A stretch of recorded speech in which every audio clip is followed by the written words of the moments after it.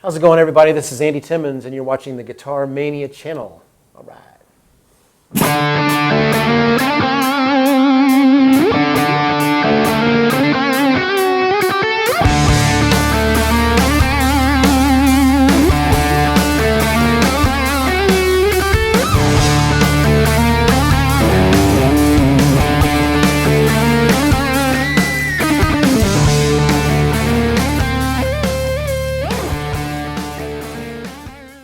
Andy, great to see you. Welcome to Austria. Very happy to be here. It's such a pleasure to have you here. Thank you. Yeah, I've had many great experiences in Austria. You know, I've been here several times with Simon Phillips back in the 90s. So Salzburg and Vienna and Innsbruck, just beautiful. And now for the first time in Feldon. Yep. Fantastic, just beautiful on the sea, on the lake. Yep. So I understand you arrived already yesterday. Yeah, we did. We drove. Great weather. It was beautiful. We actually got in late. We had to drive from wherever we were in Italy. So it was a 10-hour day of travel. Lots of auto grills. Which, you know, when you're traveling in a van, it's nice to get out. Yeah. No, but it was really amazing to arrive because we didn't know what we were.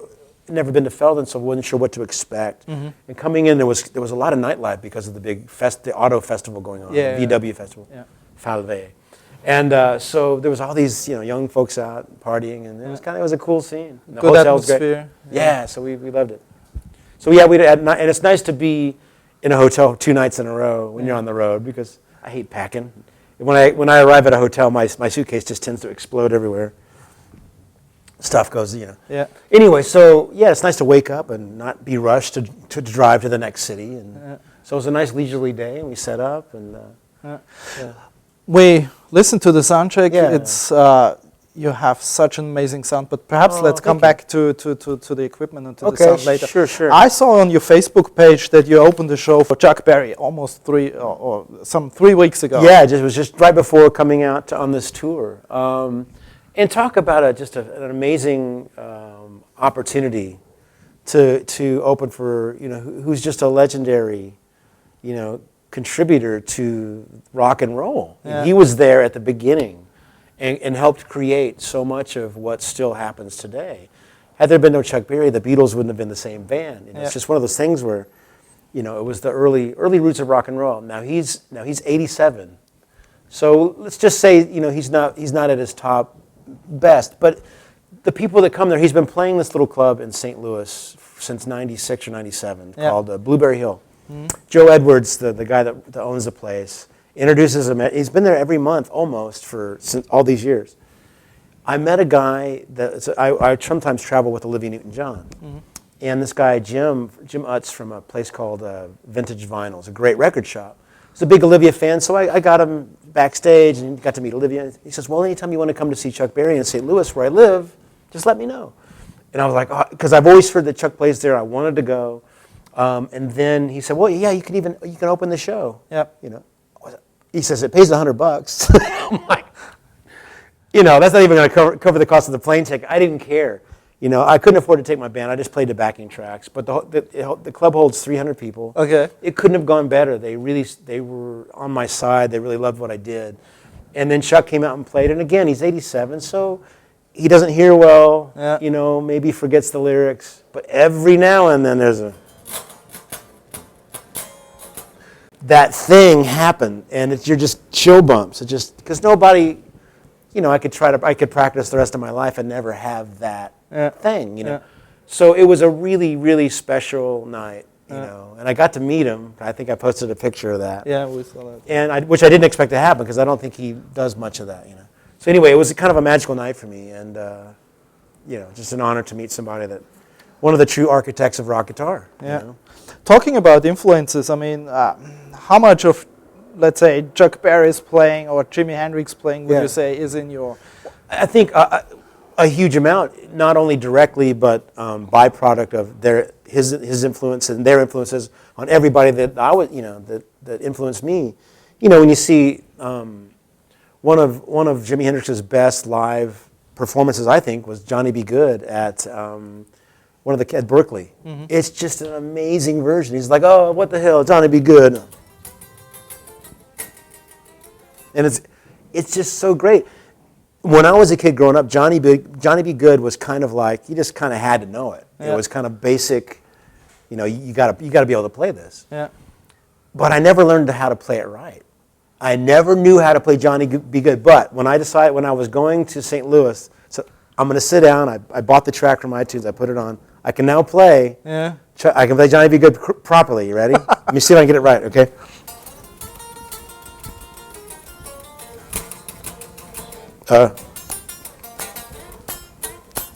Cool part's coming up.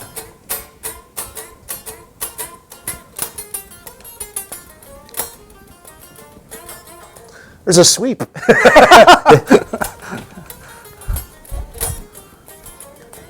So anyway, I took the time. I got it right. But this is really, I mean, you transcended sort of your influences, and it's there. I mean, when you play the guitar, it's there somehow. Well, I hope so. But just because and Chuck freely admits it's like he didn't invent this. He was taking. There was a guy that played with Errol Garner, his guitar player, and there was of course T-Bone Walker, who had a lot of the double stop things that Chuck took. Yeah. It's just the way he put it together, the kind of countrified lyrics. Yeah. Way down in Louisiana, close to New Orleans, way back up in the woods among the evergreen. He was a great storyteller. His lyric writing, his songwriting, I think, is just as important, if not even a little more important than the guitar playing. But it's how he put it all together. It's he was a very smart guy. His lyrics were intellectual. They were fun, but the detail and some of the things he talked about were a lot deeper than a lot of the other. Moon, June, Spoon, I love you, you love me, kind of lyrics that were happening in the 50s, But very important. Let's talk about your latest record, Andy Timmons Plays Sgt. Pepper's famous album. Sure. You have talked a lot about the making of the album and everything, but when you're playing the songs live, how much improvisation is there? Do you play them every night the same way? Good question. Well, let's start with, I think that even if I'm playing a piece through composed, like some of the resolution material, that by the time that got recorded, I had composed exactly every note, and I had in my head exactly how I wanted to hear it. Yeah. It started off as improvisation, but then I decided I didn't like the improvisation, I only liked bits, so I would then take out the bits I didn't like, compose around it, learn the whole piece, and play it. Yeah. And the Sgt. Pepper record is about 75% that. When I was doing the arrangements, I wasn't thinking about making a record. I was just doing the arrangements. I just wanted to replicate the Pepper record the best I could, sitting by myself, just to see if I could do it, just for fun. When it got to the point where we were going to record it, again, I didn't want it to be a guitar solo record. It was, I'm just playing these songs. We're playing these songs. We're trying to get the feel and the magic across in our own way. But in the arrangements, what I found was that because it was instrumental, sometimes by the let's say the second and third verse, playing the same melody maybe didn't make as much sense as maybe a little bit of improvisation, an alternate melody, so to speak. But I also thought, if I'm going to do this, those notes better be the right notes. Yeah. Because when you think about all the melodies that George Harrison played, or Paul McCartney, or whoever was playing a soloistic type thing, they're very memorable, and they're such an integral part of the song. So I wanted, if I'm gonna add something to this piece of music, it better be good. And so I spent time when I was doing those arrangements. I thought, well, if I did, here's what I'd want to play. Right. So I had a lot of it worked out. There's two pretty sizable exceptions, and that's the end of Strawberry Fields, where we just kind of jam out. Now that was live in the studio, the whole thing. One guitar live. Same thing with Mr. Kite. That was all, and it's a lot longer than I wanted it to be. We go into the She's So Heavy.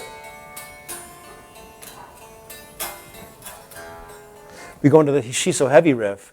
I thought maybe I'll play the guitar line, then I'll solo briefly, then I'll cue it, I'll bring it back in. And when we were tracking it, Mitch was like, I kept cueing it, and Mitch wouldn't stop. Drum. He just kept going. So actually, we edited 2 or 3 minutes of it out because it went a long time. But I'm happy it happened because it kind of gave us a little bit of latitude to have that interaction and that dynamic that we have live. Yeah. So when I play certain songs, there's a lot of improvisation, but there's certain songs like Lucy in the Sky, I'll play note for note like I recorded it. But that being said, even if I'm doing that, it's going to be different every night in that every inflection, every nuance is going to have something very personal and of the moment. Mm-hmm. It's not going to be a sterile reading. You know what I mean? I hope that. Yeah. Do you change the approach how you record your albums from record to record, or is it always like you go into studio, you play live as much as possible, or do you also do piece by piece recordings? Or? I don't think about it. The Resolution record started off as let's go in. It was kind of like as normal. I'll play some rhythm, I'll play some lead, I'll replace some things. Yeah. That's the record that kind of changed things for me, at least to where I am right now, in that I was just so bored with guitar playing and guitar records. Yeah. I was at a point where I kind of felt like it had been done. Mm-hmm. You know, and I was hearing myself playing back, you know, the recordings. I was going, I didn't like it. But it was something, and I've talked about this, something that Steve Vai had said about the previous tracks I'd recorded for the That Was Then, This Is Now compilation. Mm-hmm. He said, there's a couple songs that just had one guitar, bass, and drums. There weren't any overdubs. And he pointed out how he really liked that intimate feel that I could get when I roll that volume knob back and you hear the fingers on the frets, mm-hmm. you know.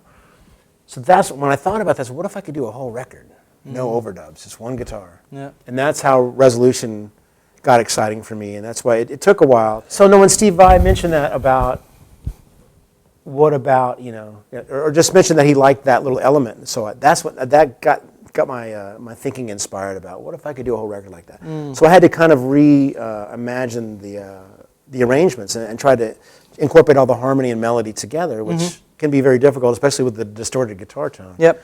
Intonation, and all these things. And so I got very much into that mode. So that's when I was doing the Sgt. Pepper arrangements. I was still kind of in that mode. So now the next record, who knows? I've written a lot of songs, again, kind of melody and chords incorporated. Mm-hmm. Maybe there'll be some overdubs, but I don't want to have the preconception. I want it to happen organically. I want it to just, however the song is going to best be served. Mm-hmm. But I do enjoy playing just trio. But then I hear recordings of Satriani or Jeff Beck, and I hear this nice keyboard. You can leave more space because that harmony is there. Whereas I feel, you know, a bit of responsibility to kind of keep that outlined. Even if I'm not playing chords, the notes that I choose very much outline the harmony. Mm. You know what I mean? Mm. In terms of, you said you're planning a new record. Yes. How far is this? We've got 14 tracks recorded.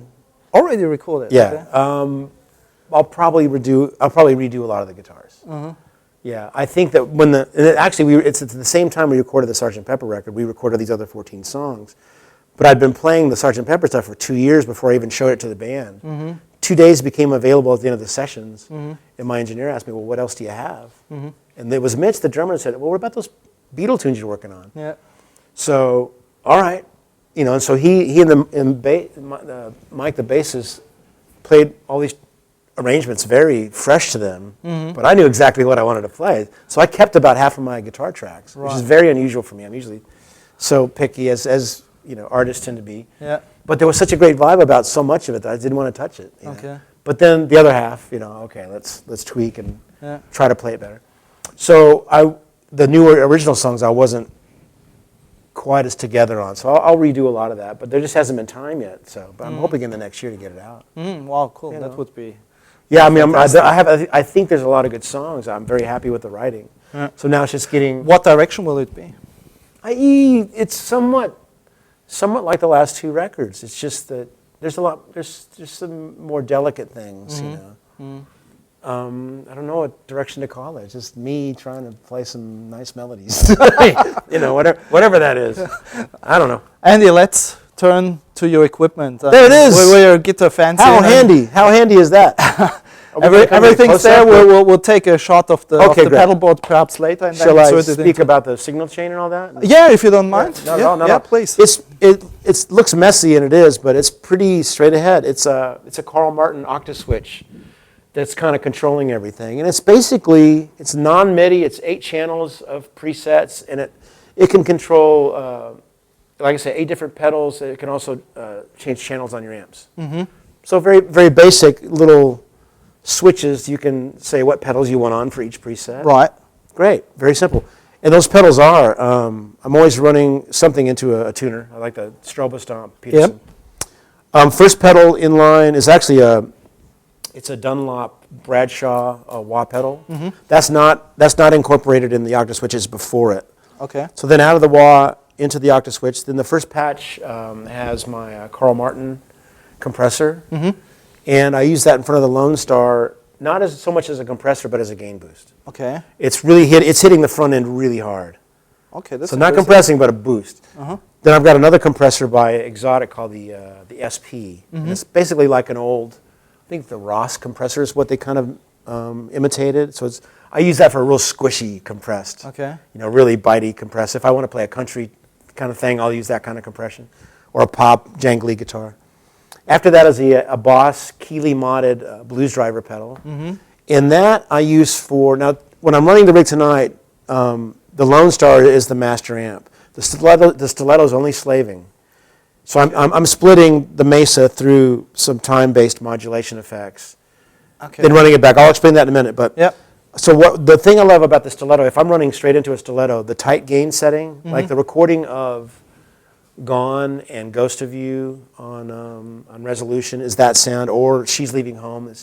It's a bright, clean tone, but it's a gain with the volume turned way down. Yeah. This blues driver does a great job of replicating that sound. So if I need a JMP Marshall kind of sound, that box does a good job. Okay. On the clean channel. Even out of a boogie, you get the sort of Marshall-y. A little bit, yeah, exactly. Well, that stiletto is a Marshall. They don't make it anymore, but it's patterned after two of my Marshalls. I have a 79 GMP and a 68 Plexi. Does it have EL34s? EL34s, absolutely. Okay, right. Okay. It's a really great amp. Unfortunately, it didn't sell well, but I'm really fond of it. Yeah. The Lone Star sounds amazing. Yeah. It's incredible. I'm very happy about the Lone Star. Okay, so that's the blues driver and how I use it. The Tube Screamer, I've got a TS-808. It's a reissue. I have an original one, but I stopped bringing it out on the road because somebody might like to take that one, because they're very expensive old pedals. This one sounds really good. I'd say about 90% like my original. All right. Okay, it sounds great. I use that usually just as a boost on the lead channel of the Lone Star. After that is a prototype. There's a company named G&I that's in Sao Paulo. And that pedal there it's a fuzz. I'm working on a signature fuzz. And I've got a bunch of different prototypes, so I'm just trying them out. I use that to kind of thicken my lead tone sometimes. It sounds pretty cool. And the green G&I is it's an octave fuzz. It's like an Octavia. Okay. Does a good job of that Hendrix C fuzz. Yep. This other one is a secret pedal I can't tell you about. It's a mystery pedal. It was a pedal I wanted on my board, but I didn't want to look at it. Okay. It's kind of funny. Right. So it's a mystery pedal. So I have a contest to guess what it is. Sorry, because we're talking about overdrives and stuff. I noticed that you've taken off the Zen drive. Yeah, the Zen drive is cool. Yeah, it's a great. There's so many freaking drives. I just can't bring them all. But the Zen drive's great. I love it. So do you exchange and sort of always. experiment? I think every guitar player does. I even have my BB signature pedal, which is great too. It's just taste change and you start running things a little differently. I still use it all the time. But for this gig and this tour, this is what worked best for me. And now in the effects loop, the first thing I'm running into is a Strymon Timeline. Now, for years, I used the Electro Harmonics Deluxe Memory Man, which are great analog units, but they're not very reliable. They break down a lot. This thing is amazing. So I can do a dual delay patch in this, program it to sound pretty much like my old Memory Man echoes. And it has tap delay, and I've got an expression pedal hooked up to it by Moog. The Moog expression pedal is the best. And I can raise and lower the effect level. So very simple. I only use two patches and just tap delay and expression pedal. After that is a TC chorus. Right. That's what's splitting the signal. I think the Strymon sounds best in mono for me. Yeah. I didn't like it as well in stereo. So mono delay into a stereo chorus, and that splits it. I've got another chorus here I'm not using. It's the Strymon version of all the different modulations. Not using that tonight, but then that goes out one side back to the effects return of the Lone Star, the other side back to the effects return of the stiletto, so it's the Lone Star tone, one side 6L6s, one side EL34. So you get a little bit of that Marshall-y thing that I like, but the warmth of the Lone Star. Of the Lone Star. Because the Marshall-y thing to me is just too bright. Yeah. Too bright. So that's kind of my best of both worlds rig. Right. And that's it, very simple. And I have 8 different presets that combine them in various ways. And do you use batteries for powering them? Okay, here's the deal with that. Yeah, it's a mix. A couple of the gain pedals I have on battery. In general, if I'm recording, it's usually mostly batteries. I did a lot of tone questing, Mike and I did, when we made the Resolution record. And we would try battery, AC. Combined AC on a lot of pedals in a row, it starts to mess with the low end. It gets muddy. Personal experience, anyway. So what you have here tonight is a combination. There's some pedals that need the consistency of AC. Powering. Yeah, but the TS-808 and the Mystery Gain pedal, I like with batteries. Again, the Lone Star is Lone just Star, Lone easy. Star is just fantastic. I mean, you use the overdrive. What? This is 1050 and 100 watts. I have it on 100. On 100. I like the headroom. Okay. For me, I need that range of dynamic. I like the pick to have a lot of expression.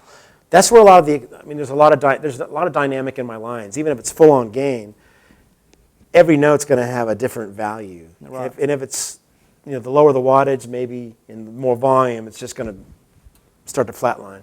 So I like to have that headroom to have that dynamic range. We were talking before about your signature guitar, and this is, I think... This is the prototype of the first one from 1994. Does it have a smaller corpus body than other Ibanez guitars? I don't know. I have no idea. I've never compared, but it's likely their normal body shape and style, because I wouldn't have requested. All I did was send them a neck that I loved, and I said I'd like something that's like an old Strat, but with some modifications. And that's what this guitar is. Do you have to put much maintenance work in? Of course, yeah, absolutely. It's been refretted about 5 times. My luthier tells me it's just going to disintegrate one day. But I'm really happy with the ones I'm really happy with the signature production models. There's some made in Japan, and now they're making them in Indonesia for about half the price, and they're really amazing. I was really skeptical about the whole thing about when to put out a signature guitar. I'm kind of very sensitive about endorsing anything and having my name on something. I want it to be exactly what I'm using. Because over the years, you've always kind of recognized that guy's not using that guitar. I wanted it to be real. And that the original production of this guitar and the one more recently, it is exactly the guitar. Hardware pickups, there's nothing different on this guitar than those, except... What about the white one here? That's a prototype. Okay, looks nice. That's a prototype. Yes, that's the only AT100 in existence with a rosewood board. It's a one-off board they made a long time ago. But I'm playing it a lot. I've got that one set up for for slightly floating tremolo, so I'll use that on a few tunes. Okay. Andy, we have many young readers who are just about to learn playing guitar, as well as many readers that are seasoned players. Sure. 2 questions. Yes.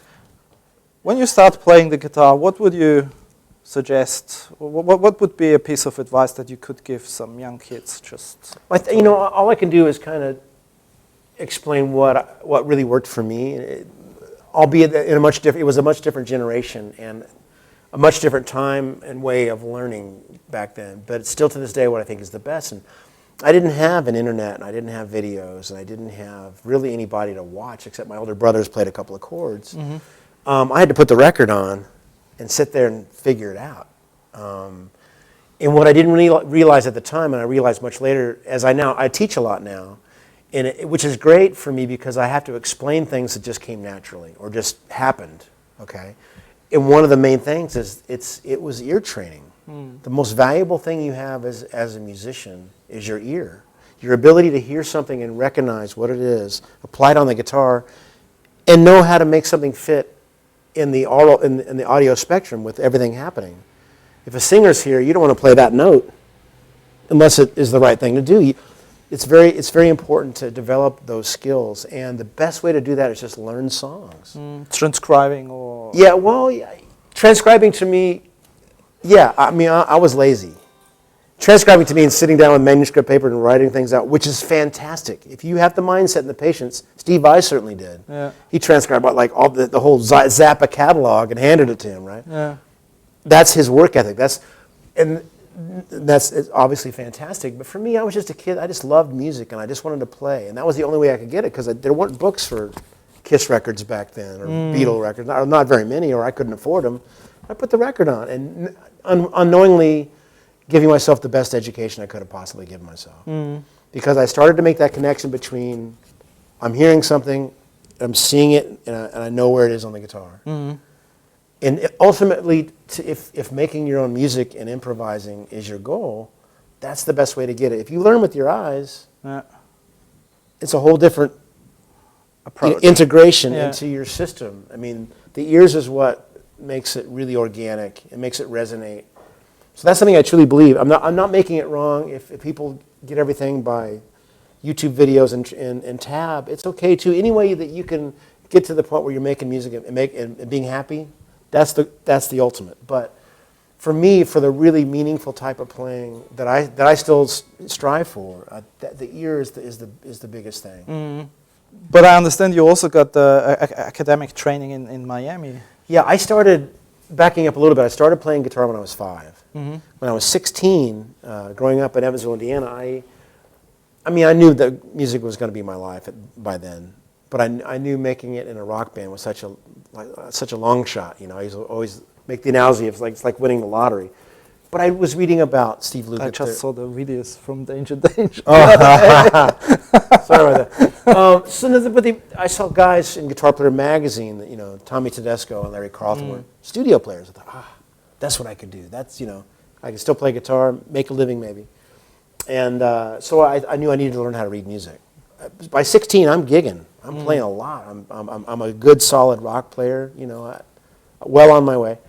But I knew at that point, okay, I do need some education, right? Ears very developed, but okay, now I need to expand to be able to, you know, make a living in other ways. Not that Stevie Ray knew how to read a note of music. I'm pretty confident that he didn't, nor did he know about theory. So, you know, there's that path to go down too. It's not a necessity, but what worked for me. So I found a local teacher who was great, you know, had basic lessons with him, but he was also a jazz player. So he started turning me on to Joe Pass and Barney Kessel and Oscar Peterson on the piano, and started increasing my aural palette at that point, you know, getting all that input there. When it came time to go to college, my first 2 years, I was a classical major. My local university offered classical guitar as a program, as a major. I thought, well, Mom will be happy if I stay in school, you know.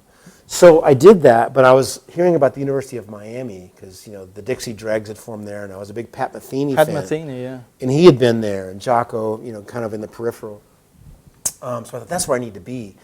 And even though, you know, I couldn't afford to go, somehow I got into the program, and through student loans that I paid back for another 10 years.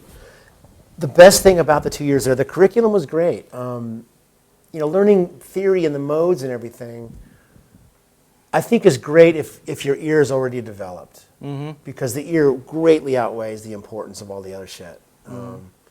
It can be a way of organizing your ideas. I mean, sorry for interrupting you, but when you play, do you think, now I'm playing Mixolydian and now I'm playing Lydian?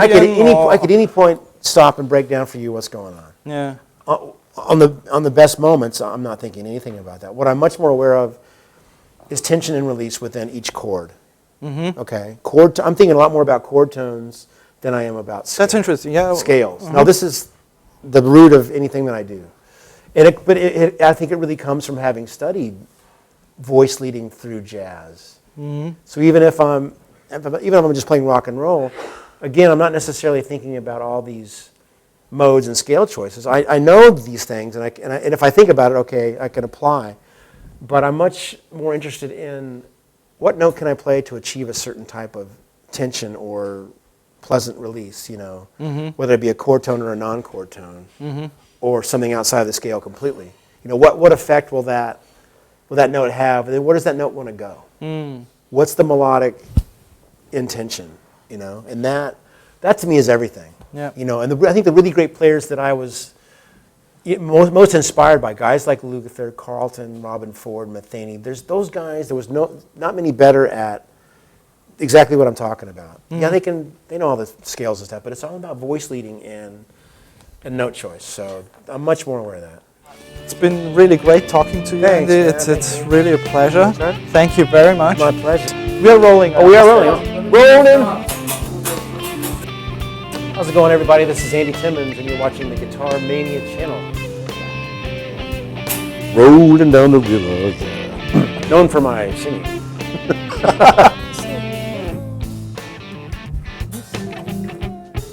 director of photography, sound and lights. He does it all, ladies and gentlemen.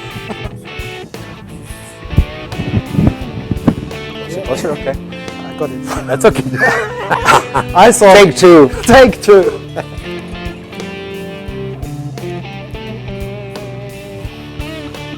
I told her never to call me. I think we have to come to an end Oh, because am I gabbing too much?